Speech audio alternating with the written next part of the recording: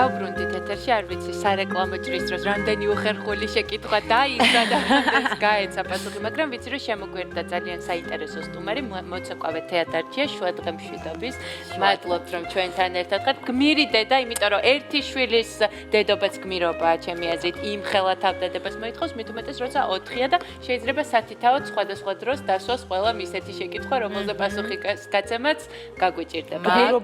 გმირობა დედობა არ არის. ეს არის მოთხოვნილება ქალის ელემენტარული, ჩვეულებრივი, ბუნებრივი მოთხოვნილება, რომ იყოს დედა. და არის ძალიან ბევრ პასუხისმგებლობასთან დაკავშირებული. რა თქმა უნდა, ოღონდ სიყვარულით. მარტო სიყვარულით შეიძლება ყველაფერს პასუხი გაეცეს, მეტი არაფერი. მაგრამ შენი პატარა ქალიშვილის შეკითხვა დაგაბნია.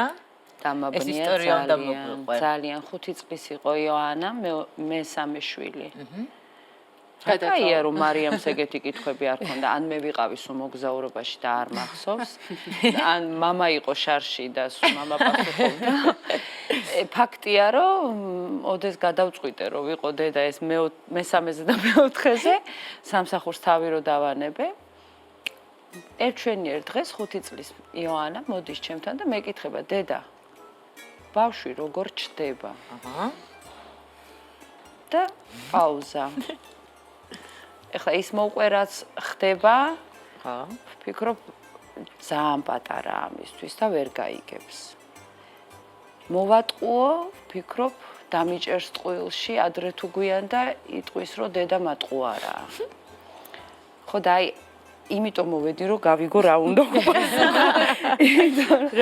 მე რაღაცა არ ვიცი მოვიგონე სასწავლო იმიტომ რომ შოკური მდგომარეობა მქონდა ვერ მივხვდი რა უნდა მეთქვა რთული ესე სწრაფად მივხვდი არც ველოდი არც მზად ვიყავი არც აზზე არ ვიყავი საერთოდ ვერ მივხვდი რა ფორმით უნდა მეპასუხა და რა პასუხი უნდა გამეცა და რა თქმა უნდა მოვატყუე და ცოტა ხანში მოდის და დედა რატო მომატყუე და რა მოგატყუე დედა მეკითხები და აი რა მოვატყუე აღარ მითხრა იმიტომ რომ თვითონაც ვერ მიხვდა როგორ უნდა ეთქვა რომ სიმართლე გაიგო და აი მითხარით რანაირად უნდა მოიქცე ამ შემთხვევაში რა უნდა გავაკეთო აი როგორ უნდა აუხსნა ბავშვს როგორ ჩდება შვილი ბავშვი და ამ თემაზე უფრო მეტად გესაუბრათ თქვენ და რაღაცები იცი რა არის როცა მონაწილე იყო მთელი 9 თვე მონაწილე იყო მეოთხე შვილი როგორ ჩდებოდა როგორ იზრდებოდა მუცელში მაგრამ აი თვითონ პროცესმა ხო აინტერესებდა რანაირად მოხდა ეს ამბავი და როგორ უნდა მეთქვა? ან მე მიუხედავად იმისა, რომ მონაწილე რა თვითმხილველი იყო თქვენი ორსულობის, მას შეიძლება ქონოდა კითხვები, რა ხდება იქ. სად იყო ჩემი და თუ ძმა, არ ვიცი შემდეგი რომელი იყო ძმა. ხო, აი ამ თემაზე შეგეძლოთ ზოგადად გესაუბრათ და 5 წლის, ხო, 5 წელი ცოტა ესეთი ასაკია, ისედაც რთული ასაკია. ერთ-ერთი გარდამავალი ასაკად შეიძლება ჩაითვალოს.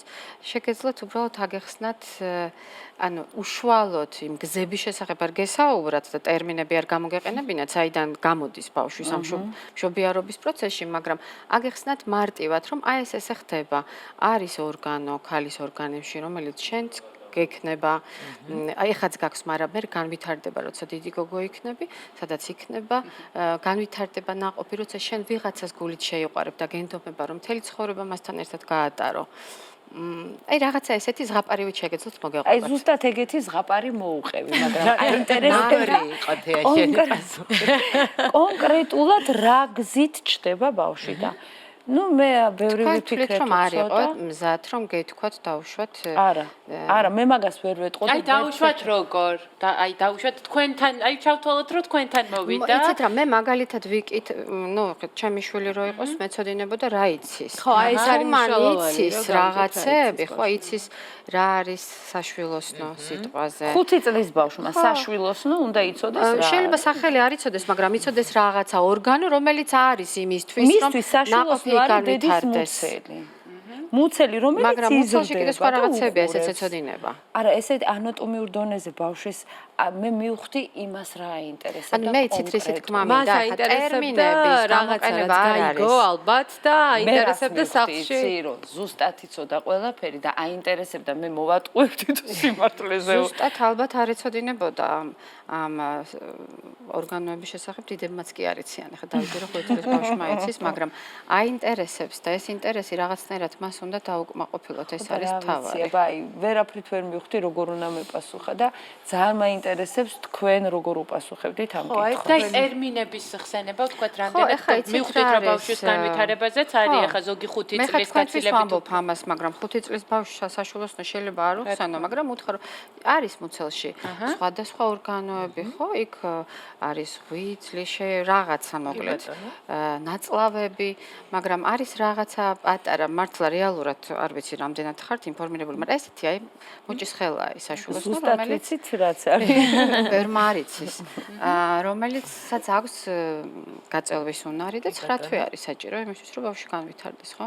აი ეს მე მაქვს კიდე ერთი კითხვა, რომელიც პირდაპირ ამ განათლებას არ უკავშირდება, მაგრამ უხერხულ კითხვების რიგში შედის, როდესაც ბავშვს აინტერესებს ოჯახის ფინანსური მდგომარეობა, იმიტომ რომ დღევანდელ სიტუაციაში განსაკუთრებით, როდესაც თქვათ სკოლაში ბავშვებს აქვს საშუალება, რომ ვიღაცას კონდეს უფრო ძვირადღირებული, თუნდაც მობილური ტელეფონი ან ეცვას ის ტანსაცმელი, რისი საშუალებაც თქვათ ამ ოჯახს არ აქვს და აი ხშირად ყოფილა, რომ რამდენი ფული გვაქვს, ან დიდრები ვართ თუ ღარიბები, მაგრამ ესეც აღმოჩნდა, რომ არის ერთ-ერთი კითხვა, რომელზეც გარდა ვთქვათ იმ ემოციური ნაწილისა, რაღაცა გულის წყვეტასაც იწვევს, იმიტომ რომ ვთქვათ მშობელს არ აქვს საშუალება, რომ არც ერთ მშობელს ალბათ არ აქვს გამონაკლისების გარდა იმ საშუალება, რომ ყველა სრული აუსრულოს ბავშვს. აქ მშობლები, აქ ფსიქოლოგების ის ნაწილი, ვინც ვთქვათ, ვისთან ერთად სტადიაზე ვიმუშავებთ, გვეუბნებიან, რომ აქაც ვიყოთ მაქსიმალურად ღია და გახსნილები, გარდა იმისა, რომ ვისაუბროთ, რომ ვთქვათ ეს მატერიალური კეთილდღეობა არაფერს ნიშნავს მისთვის, ვთქვათ, მას ყველაფერი ექნება, რაც სჭირდება. ვუთხრათ, რომ აი ვთქვათ, რაღაცები არის, ვთქვათ, ალტერნატივა, რომ შევთავაზოთ უფრო იაფფასიანი სათამაშო, იმიტომ რომ ხშირად ყოფილა, რომ ისეთი ფასი აქვს, ვთქვათ, სათამაშოებს, რომ მაღაზიაში რომ შედიხარ, ნამდვილად არ გაქვს საშუალება, რომ ყველა სრული დააკმაყოფილოთ. აი, აქაც როგორ ფიქრობთ, რომ არც დავჩაგროთ ბავშვი, რომ მან ჩათვალოს, რომ მშობლებს არაფრის საშუალება არ აქვს და არც არარეალური წარმოდგენა. თავარი არის ურთიერთობა. და იმის თქმა, რომ ვერასდროს მე ამას ვერ გიყიდი და ვერ შეგისრულებ, ამის თქმაც რა თქმა უნდა არ არის სწორი.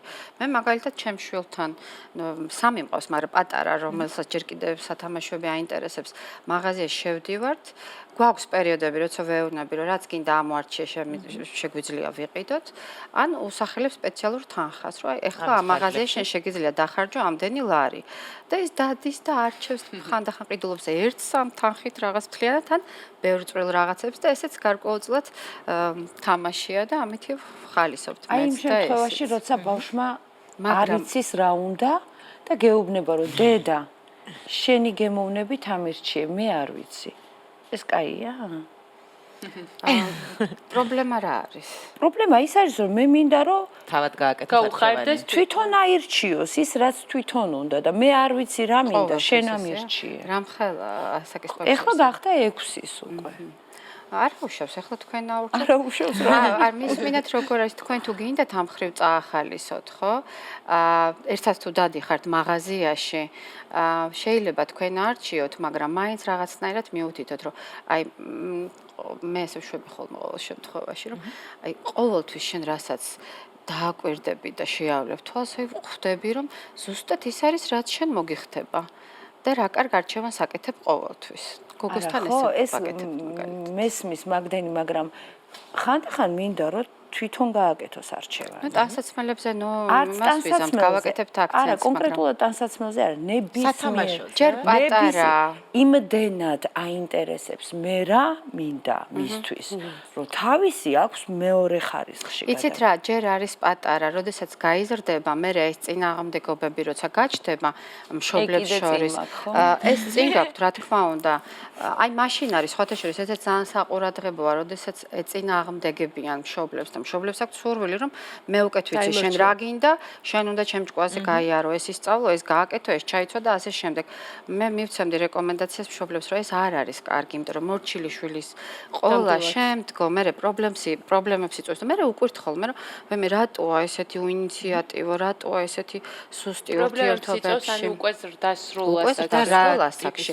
იმიტომ რომ აი ამ იყოს არ ქონდეს ინიციატივა, არ ქონდეს мотиваცია, იყოს პასიური ადამიანი და ჩვენს ცხოვრებაში ეს პრობლემები როცივა და უნდა ადგეს შენგან ჩახუტებული და წავიდეს სკოლაში და არ უნდა სკოლაში წასვლა და სკდება ტირილით. რაკნას. რატომ მივდივარ სკოლაში რომ ეკითხება, რა უპასუხო? მე არ ვიცნობ თქვენ შულს, თორე რაღაცას აუცილებლად გირჩევდით, როგორ სკოლაში დადის, როგორი პედაგოგი ყავს. არც ერთ ბავშვს არ უნდა ბაღში სიარული? არა, არიან ბავშვები, ვისაც უნდა ბაღში. ჩვენ გქონდა წინა გადაცემაში ზუსტად ეს თემა და არც ბაღი უნდა, არც სკოლა. მაგრამ დადიან. დედასთან უნდა. იმიტომ რომ თქვენთან ურთიერთობის დეფიციტი აქვთ მათ. რანაირად აქვთ დეფიციტი? არანაირი დეფიციტი არ აქვს. შეიძლება პირველ ორ შულზე ვთქვა, რომ დეფიციტი გქონდეს. დეფიციტი ფიზიკურად შეიძლება მათ გვერდით ხართ, მაგრამ რამდენად ემოციურად ხართ მათ გვერდით. ემოციური კავშირები არის ყველაზე მნიშვნელოვანი. და ამიტომ არ დადიან სკოლაში ჩემი შვილები, რომ ემოციური კონტაქტი. ნუ ამიტომ გეუბნებით, აქ ბევრი რაღაცაა. ხო, პირიქითაც შეიძლება იყოს, ანუ მაგას ვერ იტყვი. შეიძლება ძალიან მიჯაჭვულები არიან და აღზრდაში მთავარი გამსაზღვრელი არის ემოციური სითბო და ემოციური კავშირები. მე არც ემოცია მაკლია და არც სითბო ზუსტად ვიცი და ჭირდები ჩემ შვილებზე, მაგრამ აი დილით ვერ მოიგლიჯა ვერც ერთს ვერც მეორეს, რომ ჩააცვა და წაიყვანა. ამერს როგორი ქცევი, მაინტერესებს თქვა უშვებ რომ არ წავიდნენ სკოლა. ვითომ ძინავს, რომ აი ისეთ ცუდად ხდები, იმიტომ რომ თანახმავა რომ ორივე დაბრუნდეს ლოგიში. მაშინ უნდა დააჯინოთ და კითხოთ რა არის მიზეზი, რატომ არ უნდა. შენთან გვინდა ყოფნა. აი პირდაპირ მარტივად პასუხობა აქვთ. შენთან არის ვალდებულება? ვალდებულება არ ესმით ეს რა თემას. რანაირად უნდა გააგებინო? ბავშვს რომ მოვალეა სკოლაში იაროს გაყინულო. კი, უნდა გააგებინოთ. რანაირად? მაგიტო ვარ მოსული აქ მე მგონი თქვენ არ უნდა გაგიჭირდეთ, იმიტომ რომ იმდენს მუშაობ და იმდენ ვალდებულებას იღებს საკუთარ თავზე, რომ მაგ პირადი მაგალითი ალბათ ძალიან გადამდებია. მე მუშაობ ისევ ბავშვებთან და ამას უყურებენ, რომ მე და ჩემი ბავშვები, ჩემი მოსწავლეები ძალიან ბედნიერები ვართ ერთად. ვცეკვავთ, ვიცინით, ხალისობ და უბედნიერეს დროს ვატარებ. ალბათ და მოუყვა როგორ მიხვედი მაგ გზამდე. არ არის პარალელში სკოლასთან და ბაღთან. უნდა დაჯდე, უნდა ჭამო, უნდა ისწავლო. არის სწორი ამჟამად. როგორ მიხვედი მაშოსთან ამაზე პირადი მაგალითებით რომ ესაუბრო. რომ შევდადე სკოლაში. იცით რა, მოდით ეს გეტყვით. ფსიქოლოგი არ არის იმისთვის, რომ თქვენ გამზადებული რეცეპტები მოგცემთ. უნდა მომცე, არა, ეს არის გამორიცხული. ფსიქოლოგი არ აძლევს რჩევას, არავის. ნამდვილად. არავის. მე ვინც აძლევს ჯობია დაიხურო ქუდი და წამოხვიდე, იმიტომ რომ მე მქონდა მე ეს შემიძლია ზოგადად სიტუაცია შეგიფას. იცით რა არის? ძალიან ბევრი ნიუანსია, ხო გეუბნებით. შეიძლება გამოუცვალო ბავშვს ბაღი და გახდეს ბედნიერი. შეიძლება ხო, ნუ აი იცით რაღაც მაშინ უნდა დააჯდეთ და კარგად დაფიქრდეთ რა შეიძლება იყოს მიზეზი. აქ ახლა ძალიან კარგად დავჯექი და ძალიან ბევრი ვიფიქრე და მითხრა შენთან მინდა. ხო, შენთან მინდა, всё. არ გინდა დედა ჩემთან წადი სკოლაში როგორ უთხრა? ნუ ამ ასაკის ბავშვს უკვე უნდა ესე იგი იქ არის პრობლემა, ბავშვიც არის პრობლემა და სკოლაშიც რომ ინტერესს ვერ უჩენენ ბავშვს. ხვდები? რაღაცნაირად ხო უნდა მიზიდო ბავშვის ყურადღება. მე არ მახსოვს ჩემ სტუდიაში ბავშვი გაიქცეს გაკვეთილიდან და დედა მინდა თქვას, იმიტომ რომ უნდა რაღაცნაირად ისე მოაქციო იმ შენ სამყაროში. უხარო და გააცემდეს. ესე იგი მივდივართ ისევ განათლების ხო და აი დავუბრუნდეთ განათლების თემას და ისევ დავუბრუნდეთ. თამაში სჭირდება ბავშვს და არა უნდა დაჯდე, უნდა დაწერო, უნდა იმეცადე.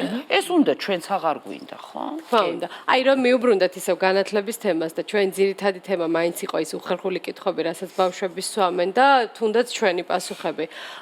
ვინ უნდა იყოს ინიციატორი, იმიტომ რომ ხშირად მე მაგალითად ვფიქრობ, რომ შეიძლება მშობელმაც რაღაც მოუყვას შულს. აი მე ცოტა სხვა დამოკიდებულება მაქვს საკითხებთან დაკავშირებით. შეიძლება ბევრი ისეთ ინფორმაციას ვუყვები ჩემ შულს, რაც იყოს ზედმეტი, მაგრამ მე ვთვლი, რომ აი დაღლილი რო ვარ, ვეუბნები, რომ კი, დედა, დღეს ძალიან დავიღალე, რაღაცა პრობლემა რომ აქვს, იმასაც ვეუბნები. შეიძლება არასწორად ვიქცევ, იმიტომ რომ მას რაღაცა ემოციურ ტვირთს ესე ვთქვათ, ვაძლევ იმაზე მეც, ვიდრე შესაძლებელია, მაგრამ რამდენიც სწორი არის თქვენი აზრით, აი ეს თემა, რომ აი უხერხულ კითხვებზე იქნებ მშობლებმა აიღონ ინიციატივა და მშობლებმა ისაუბრონ. მამა გეტყვის და მამა გეტყვის და მასე გადავისავართებ. მე მქონია ესეთი შემთხვევა, ჩვენ სკოლებში გქონდა ხოლმე შეხვედრები წლების წინ, აი ამ უხერხულ თემებთან დაკავშირებით. ოღონდ ყოფდით ჯგუფს, ბიჭებს ცალკე ხვდებოდით, გოგოებს ცალკე. ძალიან და თან, როდესაც მე არა ვარ სკოლის პედაგოგი და მიწვეული სტუმარი ვარ, ასე ვთქვათ, ისინი უფრო გახსნილები იყვნენ და ბევრ კითხვებს სვავდნენ შეშინებულებს, ჩუმად მოვიდოდნენ გოგოები და იცით რა, აი რაღაც ისეთს გეკითხებენ, რაც ნორმაა, მაგრამ არიციან. მოკლედ იყო ძალიან ეფექტური ეს შეხვედრები და რა რისი თქმა მინდა, რამდენიმე კვირის მერე მოვიდა მშობელი და გითხრა მადლობა, იმიტომ მე რო გავიგეო რომ ამ თემებზე ვიღაცა ჩემ შულს ელაპარაკება, დისკომფორტი მომეხსნა. მე უკვე რაღაცნაირად მზად ვარ, რომ დავждეო და ველაპარაკო. ანუ როგორ დაეწყო, არ იცოდა თავის შულმა რა იცოდა რა არა და როცა საბაზისო რაღაც გაიგო რომ აქვს უკვე ანუ სკოლებში რაღაც დოზი თუ საგნის სახით როგორ უნდა იყოს ეს სქესობრივი განათლება. სამწუხაროდ არ არის ჩვენ საზოგადოებას გონია რომ ეს საკითხები ზედმეტია და გარყვნეს. ხო, ამაზე არ მინდა თქვა, ცოდნა ზედმეტი არ არის სწორი ცოდნა. სწორი ინფორმაცია პირიქით ეს გახდეს უფრო პასუხისმგებლობიანს ადამიანს არ გვექნება ამდენი ნადრევი ქორწინების შემთხვევები, უამრავი შემთხვევებია, რომელიც პირდაპირ დღესდღეობით ითვლება, რომ ეს არის ძალადობის ერთ-ერთი ფორმა, ესე განიხილება, იმიტომ რომ მოზარდობის ასაკში განვითარების საშუალებას ართმევს ბიჭებსაც და გოგოებსაც. არ იქნება ამდენი აბორტის შემთხვევა 15 წლამდე. ისეთ რა, ეხლა ზუსტად ციფრები არ მაქვს, მაგრამ არის 15 წლამდე აბორტის შემთხვევები, 15-დან 19-მდე არის საკმაოდ დიდი რაოდენობა. კონტრაცეპტივების გამოყენება იზრდება სხვათა შორის, მაგრამ არ არის მაინც ძალიან მაღალი და ეხლა ხანს ვკითხულობდი ზუსტად პირველი სქესობრივი აქტის დროს კონტრაცეპტივის გამოყენება ყველაფერი გულისხმობა, მათ შორის კონდომიც, 99% ამბობს, რომ ამაზე არ უფიქრია. ანუ წარმოიდგინეთ, ეს ისე სპონტანურად ხდება ყოველგვარი წინა გააზრების და აი პასუხისმგებლობაზე აქცენტირების გარეშე და რაც ყველაზე მნიშვნელოვანია ჩემი აზრით ეს ემოციური ანუ ზუსტად ეს ემოციური მომენტი რომელმაც შეიძლება ძალიან სერიოზული ტრავმა მოგაყენოს იმიტომ რომ შენ არ იყავი რაღაცისთვის მზად არა ასაკიდან გამომდინარე არამედ თქვათ გამომდინარე იმ მოცემულობიდან ინფორმაციიდან რაც გქონდა ერთადერთი ჩემი გამოცდილებიდან რაც ვიცი ის რომ გამორიცხულია ერთნაირი ბავშვი გაჩნდეს. და რამე ჩარჩოში ან რამე ნამდვილად თქვათ უფროსთან კატეგორიებში მოაქციო ბავშვი. თითოეული ბავშვი არის ძალიან ინდივიდუალური. გამორიცხულია რამე რეცეპტი მოერგოს რომელიმე კონკრეტულ შემთხვევაში. ძალიან ინდივიდუალური 4 შვილი მყავს და 4-ვე განსხვავებული აბსოლუტურად. შინაარსით, აზროვნებით, გემოვნებით, შინაგანი სამყაროთი. ისე რომ მე უკვე ვიცი რა ხან 4 შვილი მყავს, როგორ არის ეს ყველაფერი, ეს არის ძალიან დიდი ტყუილი. უფროსი შვილებიც ყავს და მაინტერესებს, გქონიათ ესეთი ღია საუბარი, ან ახსნა, თქვათ იგივე სქესობრივი ცხოვრების შესახებ და იცით რა არის, რაღაცნაირი ცალკე თაობა ეს უფროსი შვილები და ახალი თაობა ეს ახალი შვილები.